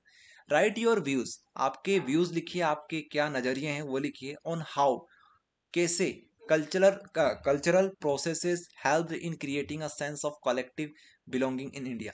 अब भैया कल्चरल ग्रोथ होगी, मतलब जो हमारी कल्चर है, हमारी हमारा जो रहन सहन है, हमारी जो वेशभूषा है, या फिर अलग अलग प्रकार की वेशभूषाएं हैं, अगर वो सभी एकजुट हो जाती है, या फिर इससे क्या प्रभाव पड़ेगा बाकी लोगों पे, या फिर क्या इससे पॉजिटिव चीजें निकल के आएगी, इस तरीके से बताते हैं। ठीक है। हमारी जो संस्कृति है भारत में सांस्कृतिक प्रक्रियाओं ने सामूहिक संबंध की भावना कैसे बनाने में मदद की है। तो ये आपसे पूछा जा रहा है कि हमारी जो संस्कृति है उससे क्या क्या फायदे हो रहे हैं, देश को क्या क्या फायदे हो रहे हैं, देश के लोगों को क्या क्या फायदे हो रहे हैं। तो बहुत सारे फायदे हो रहे हैं यार, ताकि सभी लोग एक साथ सेलिब्रेट कर सकते हैं। फेस्टिवल में सभी लोग यूनिटी बना के काम करते हैं। आर्ट और लिटरेचर में यूनिटी बनाते हैं। इसके अलावा लैंग्वेज और कम्युनिकेशन में बहुत ज़्यादा हेल्प मिल रही है। एक बार अच्छे से समझा देते हैं। Diversity celebration, India's diverse traditions create a sense of belonging. देखो डाइवर्स मतलब होता है फैला हुआ, डाइवर्स मतलब फैला हुआ, ठीक है। विविधता, जिसमें अलग अलग प्रकार की विविधता हो, जैसे कि 56 भोग हो गए, अलग अलग प्रकार के 56 भोग हो गए, तो ये क्या है, डाइवर्स है। कैसे डाइवर्स, अलग अलग प्रकार के, विभिन्न। तो अलग अलग प्रकार से सेलिब्रेशन आजकल हमारे इंडिया में होते हैं, और ये किसकी वजह से हो पाए हैं, कल्चरल ग्रोथ की वजह से हो पाए। हिंदू वाले अलग सेलिब्रेट करते हैं, मुसलमान अलग सेलिब्रेट करते हैं, सिख अलग करते हैं, ईसाई अलग करते हैं। लेकिन जब हम लोग देखते हैं तो हमें इन चीज़ों में भी मज़ा आने लगता है। क्यों आने लगता है? हम लोग देखते हैं हैप्पी न्यू ईयर, खासकर पहले क्या कौन मनाते थे? पहले जो अंग्रेज लोग थे, मतलब पहले जो ईसाई थे वो मनाते थे, लेकिन धीरे धीरे इंडियन मतलब जो हम लोग हिंदू मुस्लिम सब मनाने लग गए। तो ऐसे में क्या हो रहा है, हमारे डाइवर्सिटी सेलिब्रेशन हो रहा है, डाइवर्स सेलिब्रेशन हो रहा है। India's diverse celebration tradition create a sense of belonging. संपूर्ण भारतीय पारंपरिक सामूहिक संबंध बनाने के लिए एक भावना पैदा करती है। क्या करती है? सेंस ऑफ बिलोंगिंग मतलब भावना पैदा करना, सेंस ऑफ बिलोंगिंग मतलब भावना पैदा करना। इसके अलावा festivals unit, cultural festival bring people together. Cultural festivals, जो हमारे त्योहार होते हैं, कल्चरल फेस्टिवल होते हैं, सांस्कृतिक जो हमारे फेस्टिवल्स होते हैं, उनसे क्या हो रहा है भैया, पीपल के बीच में, लोगों के बीच में क्या आ रहा है, एक दूसरे के करीब आ रहे हैं, पीपल टुगेदर, एक साथ काम कर रहे हैं, यूनिटी में काम कर रहे हैं। तो फेस्टिवल भी अच्छे से सेलिब्रेट कर लेते हैं वो लोग। तो ये सेकंड पॉइंट हो गया। तीसरा पॉइंट क्या होगा? आर्ट एंड लिटरेचर, ठीक है। कला कौशल में भी यूनिटी दिखा रहे हैं आजकल लोगों, ठीक है। Cultural expression in art and literature promote unity in diversity. देखो होता क्या है, आज हमारा जो कल्चर है उसमें बहुत सारी कलाएं बनती है, बहुत सारी पेंटिंग्स होती है, अलग अलग भगवान, अलग अलग ईश्वर, जो भी आप जिनको भी जो लोग मानते हैं, उनसे क्या हो रहा है, आर्ट बन रहा है, लिटरेचर आ रहा है, अलग अलग उनकी पुस्तकें होती है। लिटरेचर मतलब जो हमारे ग्रंथ वगैरह हो गए, ये सभी लिटरेचर है। तो इसमें भी हमें यूनिटी देखने को मिलती है, ठीक है। खास करके एक पर्टिकुलर सेक्टर के, एक पर्टिकुलर रिलीजन में एक अलग एकता होती है, एक अलग रिलीजन में अलग एकता होती है। तो इससे भी बहुत फायदा होता है कल्चरल ग्रोथ में। तो आप लोग इस तरीके से समझ सकते हो। लैंग्वेज एंड कम्युनिकेशन, भैया बिल्कुल यार, अगर हमारी सबकी एक अगर हमारी सबकी एक लैंग्वेज होगी तो हम लोग कम्युनिकेशन बहुत अच्छे से कर पाएंगे, हमारे विचार उनसे बहुत जल्दी मिल पाएंगे। जैसे दो हिंदू लोग हैं तो वो अच्छे से अपनी बातों को एक दूसरे से कर पाएंगे। लेकिन मान लो एक हिंदू है, एक जापानी है, तो हो सकता है कि स्टार्टिंग में उनको बहुत ज़्यादा प्रॉब्लम आए बात करने में। भले एक दूसरे की भाषा वो समझते हैं, तब भी उनको एक अटपटा सा लगेगा। तो लैंग्वेज एंड कम्युनिकेशन में बहुत फायदा मिलता है अगर कल्चरल ग्रोथ होती है तो। भाषा और संवाद, कला और साहित्य में एकता, त्योहारों का मेल, विविधता का जश्न, इस तरीके से आप लोग याद कर सकते हो। Write to what extent the step taken by the Indian government to increase foreign investment are appropriate. Right to what extent the step taken by Indian government to increase foreign investment are appropriate. Bharat सरकार द्वारा विदेशी निवेश बढ़ाने के लिए लिए गए कदमों की किस मात्रा में उपयुक्तता है, इस पर लिखिए। तो काफी सिंपल क्वेश्चन है, आपको देखने में ऐसा लग रहा होगा, बट क्वेश्चन में आपसे सिर्फ ये पूछा गया है कि what extend the step taken, मतलब कौन कौन सी स्टेप ली गई है बाय इंडियन गवर्नमेंट, भारतीय सरकार द्वारा कौन कौन सी ऐसी स्टेप ली गई है ताकि भारत क्या कर सके, भारत फॉरेन में मतलब विदेशों में अपने इन्वेस्टमेंट कर सके, बढ़ा सके, अपने इन्वेस्टमेंट को बढ़ा सके। इससे फायदा क्या होगा भैया, कि विदेश में अगर हमारे इन्वेस्टमेंट रहेंगे तो फायदा बहुत सारी चीजों में है यार। हमारे भारत ग्रो करेगा, इकोनॉमिकली बहुत ज़्यादा ग्रो करेगा। इसके अलावा सभी बहुत सारे लोगों को जॉब मिलेगी, एजुकेशन बढ़ेगी, ठीक है, हेल्थ केयर बढ़ेगा, बहुत सारी चीज़ों में फ़ायदा होगा। तो ये आपको इस तरीके से बताना है। तो क्या पूछा गया था, right what extend the step taken by Indian government, तो आपको स्टेप्स बतानी है, कौन कौन सी स्टेप ली गई थी, तो आपको ये बताना है। Simplified regulation, government efforts to simplify rules attract foreign investment. तो गवर्नमेंट ने ना, देखो, जो विदेशी लोगों ने, जो विदेशी लोग हैं वो इंडिया में इन्वेस्ट क्यों करेंगे, या फिर फॉरेन इन्वेस्टमेंट कैसे आएगी भारत में, बाहर के लोग हमारे देश में इन्वेस्टमेंट कैसे करेंगे। तो देखो, जब तक हमारे नियम, गवर्नमेंट क्या होते हैं, गवर्नमेंट आपने देखा होगा कि गवर्नमेंट में बहुत सारे कागज पत्तर चलते हैं, आपको बहुत सारे, मतलब अगर हम छोटा सा काम करते हैं उसमें भी गवर्नमेंट के बहुत सारे नियम होते हैं कि आपको ऐसा करना पड़ेगा, इसकी फोटोकॉपी लानी पड़ेगी, उसकी फोटोकॉपी लानी पड़ेगी। लेकिन गवर्नमेंट ने जब फॉरेन इन्वेस्टमेंट की बात करते हैं, फॉरेन मतलब विदेशी इन्वेस्टमेंट की जब हम लोग बात करते हैं, तो वहां पे क्या करता है गवर्नमेंट जो है हमारी, उन्होंने नियम को बहुत सिंप्लीफाई कर दिया है ताकि जो विदेशी लोग हैं उनको दिक्कत ना आए हमारे भारत में इन्वेस्ट करने में। तो government efforts to simplify rules attract foreign investments. तो गवर्नमेंट ने क्या कर दिए हैं, रूल्स को सिंप्लीफाई कर दिए ताकि किसको अट्रैक्ट कर सके, फॉरेन इन्वेस्टमेंट को वो अट्रैक्ट कर सके। Sector openness, allowing foreign investment in various sector promotes economical growth। तो अब एक दिक्कत और थी कि यार बहुत सारे सेक्टर ऐसे थे जिसमें फॉरेन इन्वेस्टमेंट नहीं हो पा रही थी पहले। जैसे कि एक एग्जांपल के लिए मान लो कि जैसे सिक्योरिटी, कोई सी सिक्योरिटी में, जो सिक्योरिटी होती है, सिक्योरिटी से मतलब हमारे एक तरीके से बॉम्ब हो गए या फिर गन हो गई, बंदूक हो गई, है ना। तो इनमें जो बाहर के लोगों ने, विदेशी लोगों ने, वो इसमें इन्वेस्टमेंट नहीं कर सकती क्योंकि खतरा हो सकता है, हो सकता नहीं हो सकता है, वो इन्वेस्टमेंट करेंगे तो वो बोलेंगे कि हमारा इसमें अधिकार है, तो कल से कुछ भी हो सकता है। तो पहले बहुत सारी ऐसी प्रॉब्लम्स थी, लेकिन अब गवर्नमेंट ने इसको सिंप्लीफाई कर दिया है। क्या कर दिया है, सिंप्लीफाई कर दिया कि अलग अलग सेक्टर में अब आप और अच्छे से इन्वेस्ट कर सकते हो, ठीक है। लेकिन ऐसा नहीं है कि इसमें अभी भी चालू कर दिया गवर्नमेंट ने, लेकिन कुछ हद तक बहुत कम हद तक यहाँ पर भी चालू कर दिया गया है। और कुछ कुछ ऐसे सेक्टर्स थे जो पहले नहीं होते थे, लेकिन अब गवर्नमेंट ने उनको भी चालू कर दिया कि वहां पर भी फॉरेन लोग जो हैं, विदेशी लोग जो हैं, वो इसमें इन्वेस्टमेंट कर सकते हैं। तो सेक्टर्स को ओपन कर दिए, सेक्टर्स उनको अलग अलग सेक्टर उनको ओपन कर दिए। Infrastructure boost, investing in infrastructure create a favourable business environment. Infrastructure मतलब, इंफ्रास्ट्रक्चर जो हो गया हमारा, इसको हिंदी में बिल्कुल क्या बोलते हैं, बुनियादी सुधार। तो इंफ्रास्ट्रक्चर मतलब बुनियादी, एक तरीके से ये समझ सकते हो। इंफ्रास्ट्रक्चर से आप लोग क्या समझते हो, बुनियादी तौर पे। तो जो जो चीज़ें हमारे यहाँ पर मैन्युफैक्चर होती थी, जिनका इंफ्रास्ट्रक्चर होता था, तो उन चीज़ों में क्या कर दिया है, उन चीज़ों में अगर बाहर के लोग इसमें इन्वेस्ट करेंगे तो क्या होगा, हमारे बिजनेस को बहुत ज़्यादा ग्रोथ मिलेगी। भारत के जो बिजनेसेस हैं बहुत सारे चल रहे हैं, उनको अच्छा एक इन्वायरमेंट मिलेगा, पैसा आता रहेगा, तो किसको बुरा लगता है, पैसे से पैसा बनता है बिजनेस में। ओके, सो अगर इंफ्रास्ट्रक्चर में इन्वेस्ट करेंगे बाहर के लोग, तो हमारे देश, हमारे बिजनेसेस को और ज़्यादा ग्रोथ मिलेगी। इस तरीके से आप समझ सकते हो। Business friendly initiatives, improve ease to doing business signals commitment to attract global investors। तो भारत में अब जो बिजनेस का जो चल रहा है, तो बिजनेस बहुत फ्रेंडली हो चुके हैं, बहुत इजी कर दिया गवर्नमेंट ने क्या कर दिया है, बिजनेसेस को बहुत ज्यादा इजी कर दिया है, फ्रेंडली कर दिया है, इको फ्रेंडली कर दिया है, ठीक है। तो इनिशिएटिव्स लिया गया है गवर्नमेंट के द्वारा, एक इनिशिएटिव गवर्नमेंट के द्वारा लिया गया है, स्टार्ट किया गवर्नमेंट ने इस चीज को।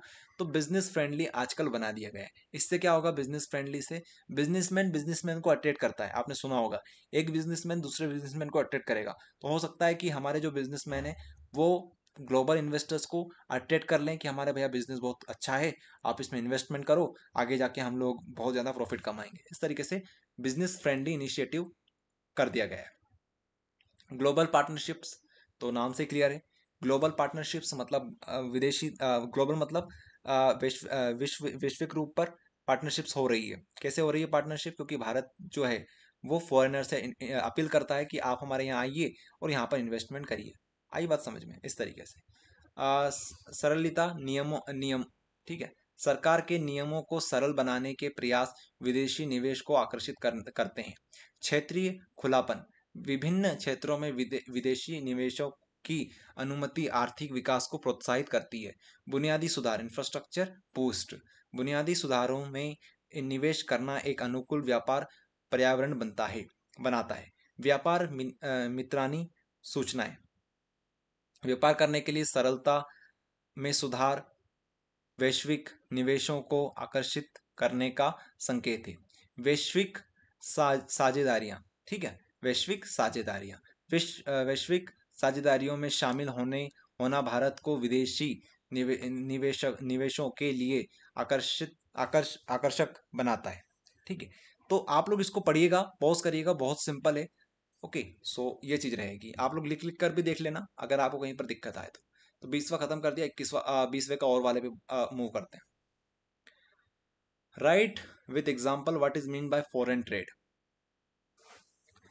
ठीक है, विदेशी व्यापार से आप क्या समझते हो? विदेशी व्यापार से आप क्या समझते हो? देखो, विदेशी व्यापार जो होते हैं इसका मतलब होता है कि दो कंट्री के बीच में ट्रेड हो रही है।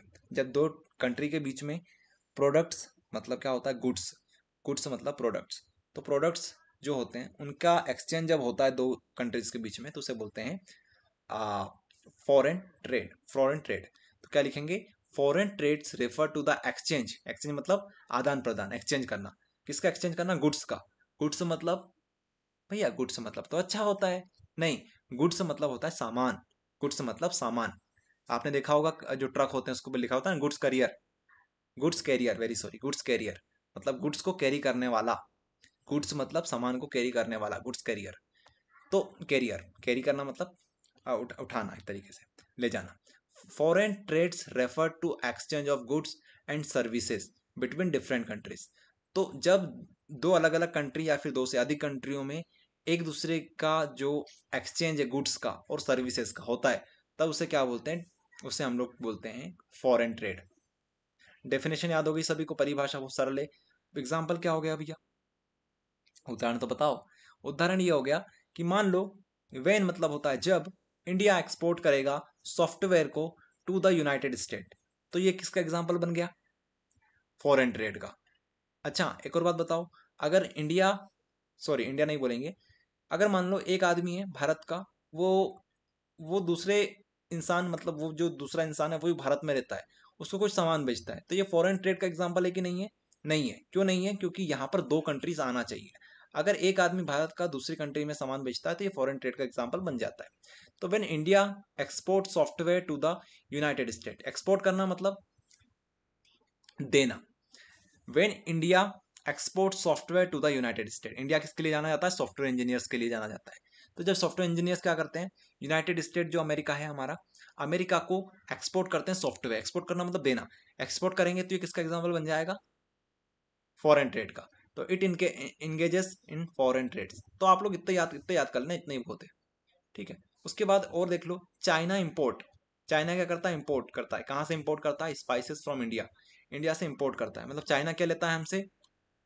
चाइना हमसे स्पीसीज लेता है। स्पीसीज मतलब मसाले। तो चाइना क्या लेता है हमसे? मसाले लेता है। हमारा भारत सबसे ज़्यादा शायद मसालों की करता है इम्पोर्ट, सॉरी एक्सपोर्ट। तो चाइना जो है हमसे क्या लेता है? स्पीसीज लेता है। स्पीसीज मतलब मसाले। It is part of foreign trade. It is part of foreign trade. तो ये किसका पार्ट हो गया? फॉरेन ट्रेड का। टाइप्स, टाइप्स मतलब प्रकार। Foreign trades can be categorised into four exports, into exports and imports. तो फॉरेन ट्रेड को आप दो तरह से क्लासिफाई कर सकते हो, एक होता है एक्सपोर्ट, एक होता है इंपोर्ट। एक्सपोर्ट करना मतलब selling goods to the other country, और इंपोर्ट करना मतलब buying goods from the other country. आई बस समझे, बहुत ईजी है, पढ़ लेना आप लोग।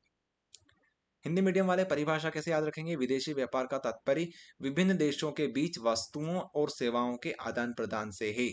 उदाहरण, जब भारत संयुक्त राज्य अमेरिका को सॉफ्टवेयर निर्यात करता है, यह विदेशी व्यापार में संलग्न होता है। अगर चीन भारत से मसालों का आयात करता है तो यह विदेशी व्यापार का हिस्सा है। ओके, इस तरीके से बता देना। तो आयात और निर्यात दो प्रकार होते हैं, प्रकार याद रख लोगे, आयात और निर्यात, इंपोर्ट एक्सपोर्ट। उसके बाद 19वां क्वेश्चन देख लो यार आप लोग। Right the importance of air transport in your own word. Importance of air transport, हवाई परिवहन के महत्व बताओ। समझते हो क्या बोलते हैं एयर ट्रांसपोर्ट, समझते हो क्या होते हैं? ठीक है, तो क्या इसके फायदे हैं एयर ट्रांसपोर्ट के? हमारे नॉर्मल ट्रांसपोर्ट जैसे बस ट्रक जो होते हैं, ठीक है, कार वगैरह जो होती है, बाइक्स होती है, इनसे इनसे ज़्यादा अच्छा एयर ट्रांसपोर्ट क्यों है, इसके इंपॉर्टेंस आपको बताने।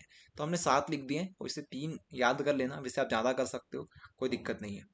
स्पीड कनेक्टिविटी, जल्दी से आप लोग पहुंच जाओगे। Quick and efficient travel between distant place, distant मतलब दूर, दूर जगहों पे क्या होता है भैया, दूर जगहों पे जल्दी आप लोग पहुंच सकते हो, दूर जगहों पे आप जल्दी पहुंच सकते हो, किसकी हेल्प से? किसकी हेल्प से? एयर ट्रांसपोर्ट की हेल्प से। ग्लोबल एक्सेसिबिलिटी, मतलब क्या हो गया कि आप लोग कहीं पर भी एक्सेसिबल हो सकते हो।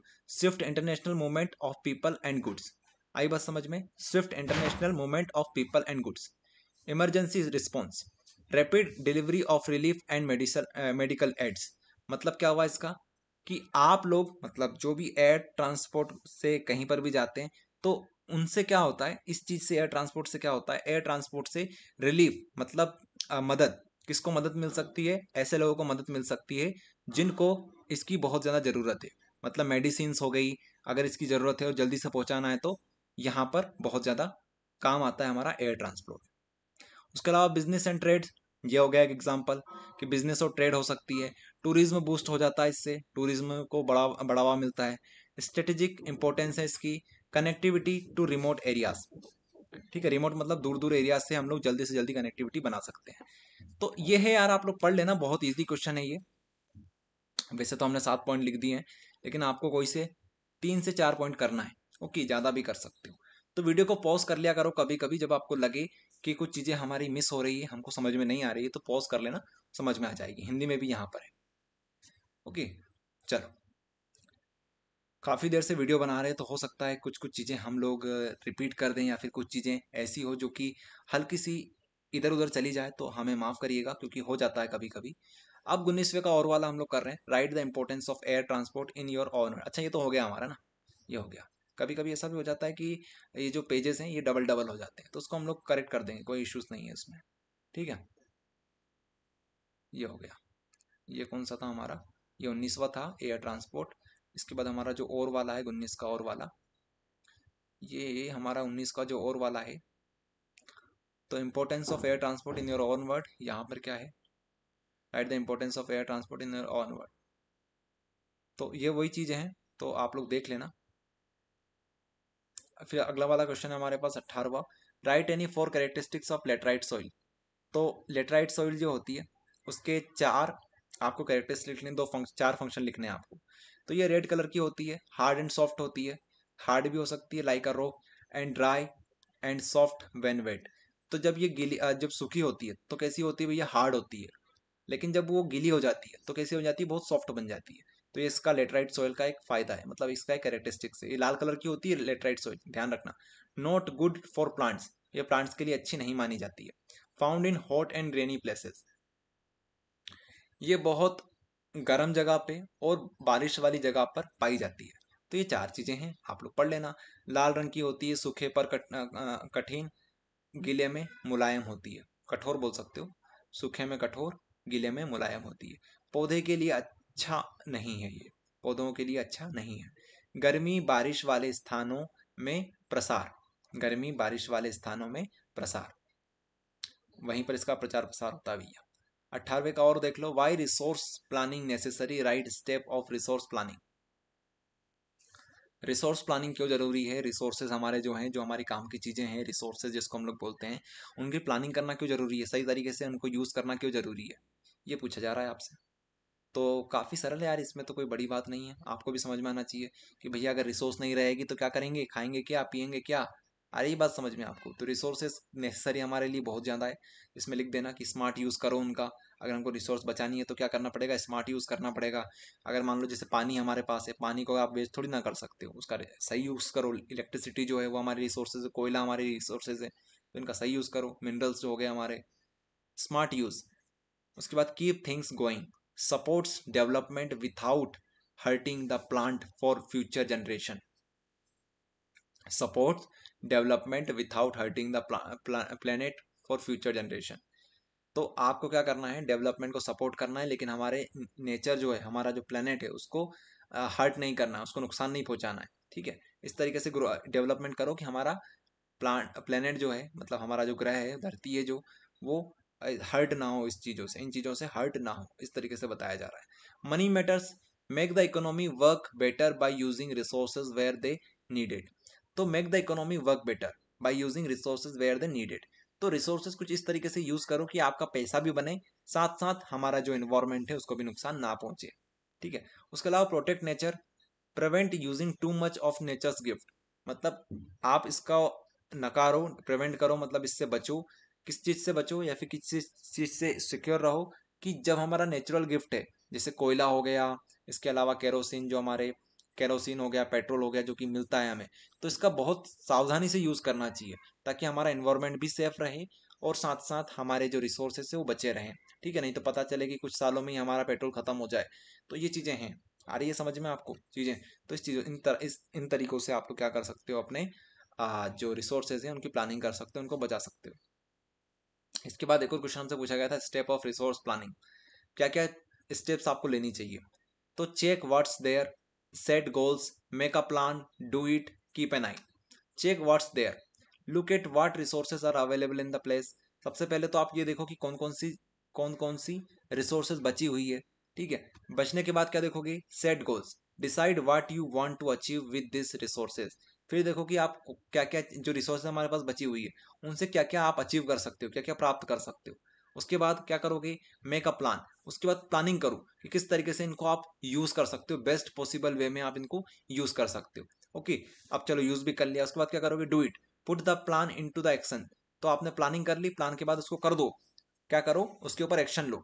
प्लानिंग करने के बाद आप क्या करो, एक्शन लो। एक्शन लेने के बाद क्या करो भैया, अब उसके ऊपर आई बना के रखो। उसको हमेशा देखते रहो कि आपने जो किया है वो सही चल रहा है, नहीं चल रहा है, काम कर रहा है, नहीं कर रहा है। इस तरीके से एक प्लानिंग हो गई, ये step by step resource planning हो गई हमारी। कैसे करोगे, सबसे पहले तो व्हाट इज देयर, हमारे पास क्या है, क्या आने के बाद क्या करोगे, क्या जैसे हमारे पास पेट्रोल है, उसके बाद सेट गोल्स, तो उसका सेट गोल कर लो कि हम क्या अचीव करना चाहते हैं। उसके बाद प्लानिंग बनाओ कि किस तरीके से हम लोग इसको यूज करेंगे। उसके बाद क्या करेंगे, प्लानिंग बनाने के बाद उसको करके देखो, एक्शन लो उसके ऊपर। प्लानिंग बन गई, उसके बाद एक्शन लो भैया। एक्शन लेने के बाद उसको देखते रहो कि कहीं गलत गलत तो नहीं हो रहा है, मैनेज करो उसको अच्छे से। ये हो गया। ठीक है, ये सारे चीजें लिखी हुई है point by point, Hindi medium वाले के लिए। संसाधन योजना के कदम, संसाधनों का मूल्यांकन, लक्ष्यों का निर्धारण, योजना की रचना, क्रियान्वयन, उसके बाद मॉनिटर और समीक्षा। तो ये था यार, इस तरीके से आपके बहुत इंपॉर्टेंट इंपॉर्टेंट क्वेश्चन सारे हमने करवा दिए। अब अच्छे से इनको रिवाइज कर लो, वीडियो को अच्छे से एक बार और देखना चाहो तो देख लो, या फिर अपनी प्रैक्टिस करते रहो। पीडीएफ जो है एमपी बोर्ड एजुकेशन ऐप के ऊपर हमने प्रोवाइड कर दी है, वहाँ से अच्छे से पढ़ाई करो। सो ये था इस वीडियो में, बाकी करते हैं वीडियो को एंड।